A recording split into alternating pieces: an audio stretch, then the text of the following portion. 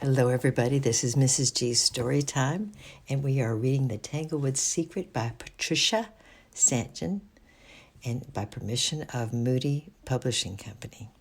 Before we start this chapter, I will let you know that this is my favorite chapter of the whole book, and when we finish it, I think you'll see why. Let's start. Chapter 9, Make a New Friend. We went into the vicarage and he took me straight to his study. It was a big, sunny room full of books. And while I sat and rested in a big armchair, he went away to telephone. He was gone a long time, and having nothing else to do, I wandered around the room looking at the pictures. They were mostly photographs, not very interesting. But there was one I liked so much that I moved my chair over in front of it so that I could gaze at it. It was a picture of a sheep lost on a rocky mountainside, and overhead hovered a fierce bird waiting for it to die. The sheep looked up and cried to be rescued. Someone had heard its cry, for the shepherd with his crook was standing, leaning over the edge. In another moment he would pick it up and carry it safe home in his arms. I was looking at the picture so closely that I never noticed that the clergyman had come back. Now he stood in front of me with a tray, which he laid down beside me. "I've telephoned your aunt," he said, "and she's been very worried about you. The police and your uncle have been out looking for you all night. However, now she knows you're safe. She doesn't mind you staying to breakfast with me. Then you must go home and tell her how sorry you are." I fell upon the tray of food with tremendous appetite, for I had nothing to eat since the day before. It was such a nice breakfast, too, with a boiled egg and strawberry jam and a teapot all to myself. I munched away happily. The vicar sat down on the sofa while I ate my breakfast, and we talked. I told him all about Philip and Terry and the bird book and the wigwam and the camera and the flower selling. He asked a great many questions and seemed really interested in it all.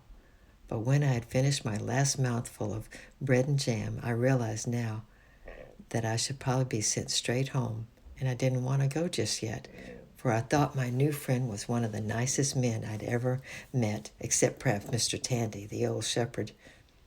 So I laid down my tray and went over and sat down beside him on the sofa. Once again, I found myself staring at the picture on the wall. "Isn't that a nice picture?" I remarked. "It reminds me of the shepherd at home.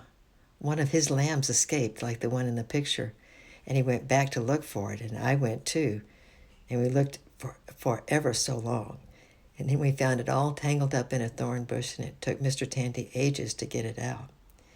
His hands got all scratched to bits in the thorns."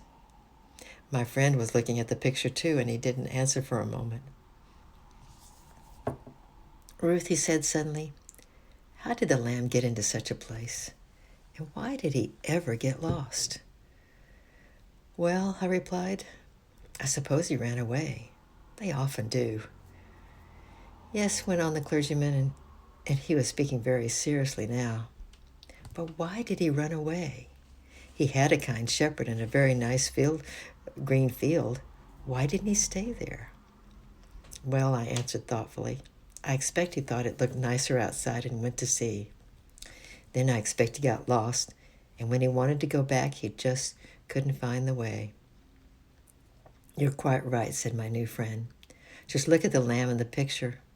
I expect he had been trying to find his way back all night, but he was lost, and the further he went, the steeper the rocks became, and the more hopeless he felt. So I think he stopped trying at last and just stood quite still at the edge of that cliff. And what did he do then, Ruth?" I looked up at him, and I was beginning to understand he wasn't talking about real sheep anymore. "I don't know," I whispered rather shyly. "Well then, I'll tell you," went on my friend. "I think he looked around and saw a cliff underneath him and big rocks above him, and he said to himself, 'It's no good.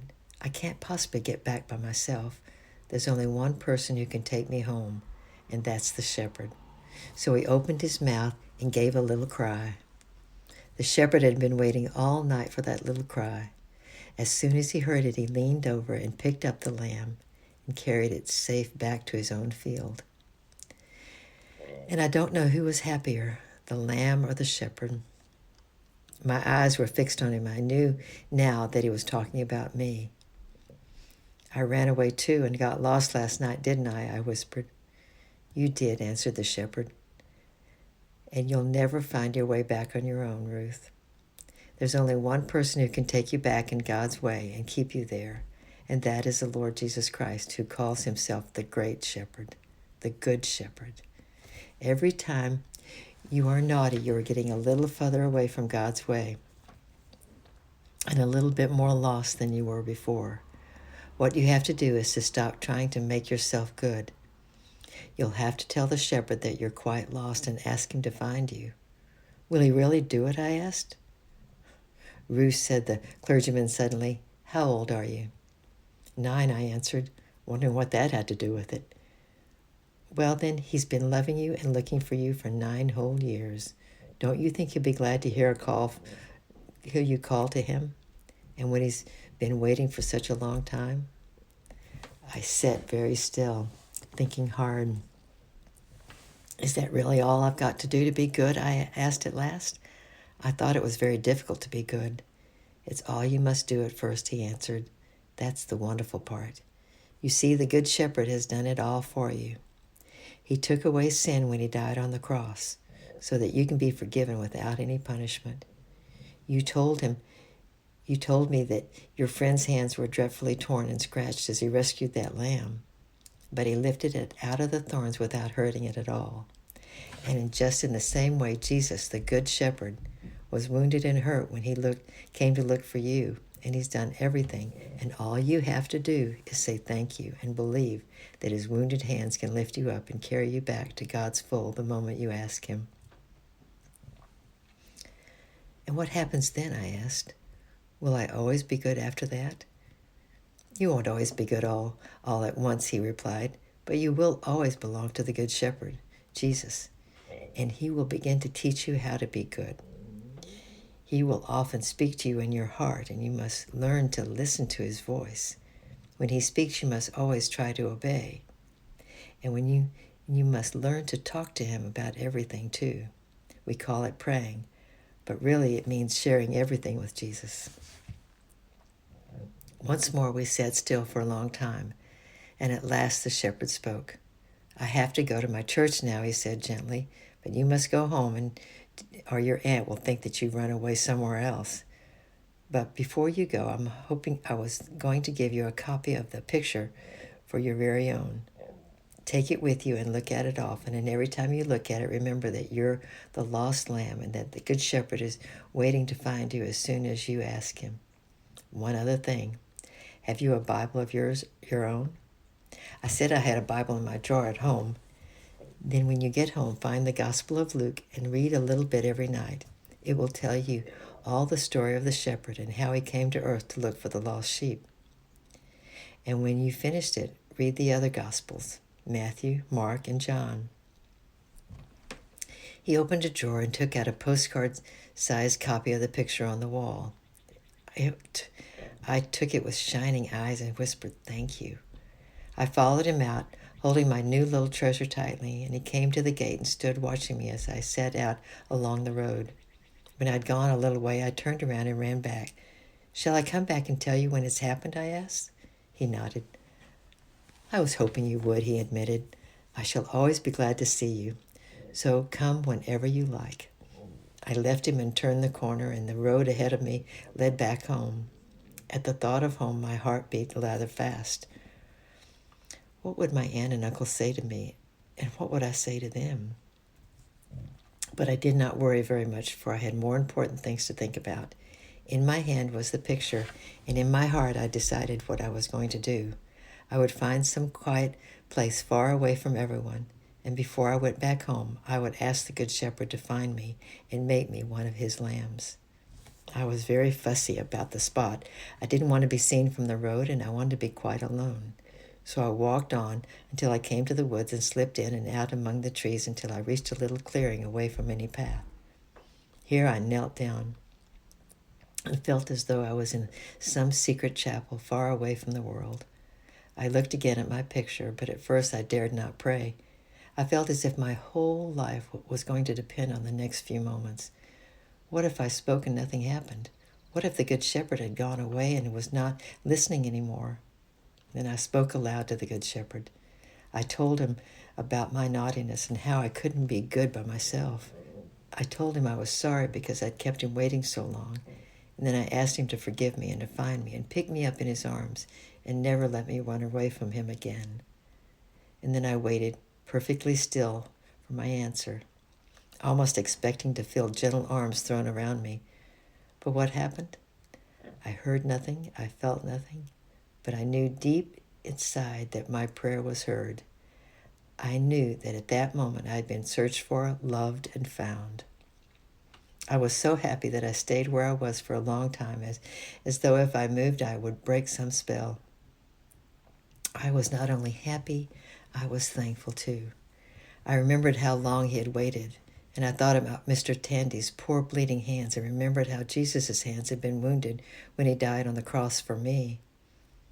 Then I remembered that I was supposed to be going home. My aunt was waiting for me, so I left my special little place and went back to the road. I walked very slowly. Would they be angry with me? Worst of all, would I be naughty and rude again?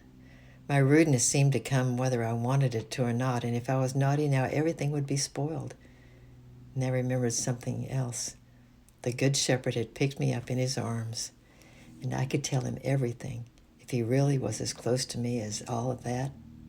So I told him all about it as I trotted home, and somehow all my happiness came back to me, and I was not alone anymore. I swallowed hard as I opened the front door and slipped inside, a dirty, scared, untidy little girl clasping her hands tightly together in the hall. I had no idea what I was going to say to my aunt. To myself, I kept whispering the words, "Even if I'm punished, help me to be good." My aunt suddenly appeared at the kitchen door, and we both stood looking at each other in silence. But the loving shepherd had found me, and when we first come to know his love, he begins to make us more loving too. As I stood stiffly in the hall, something happened to my hard little heart that I had not expected. I suddenly ran forward and flung myself into my aunt's arms. "I'm so sorry, Auntie," I whispered. "I will try to be good.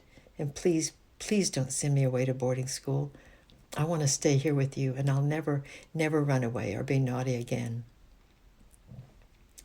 My aunt, kneeling in the passageway, pressed my tear-stained cheek against hers and held me close to her. Then she smoothed back my tangled hair and kissed me. "Oh, Ruth," she whispered, "I don't want to send you away if I can possibly help it. We'll try again." Then she took my hand and led me to the table in the kitchen, where I sat down and ate a whole second breakfast to make up for missing my supper the night before.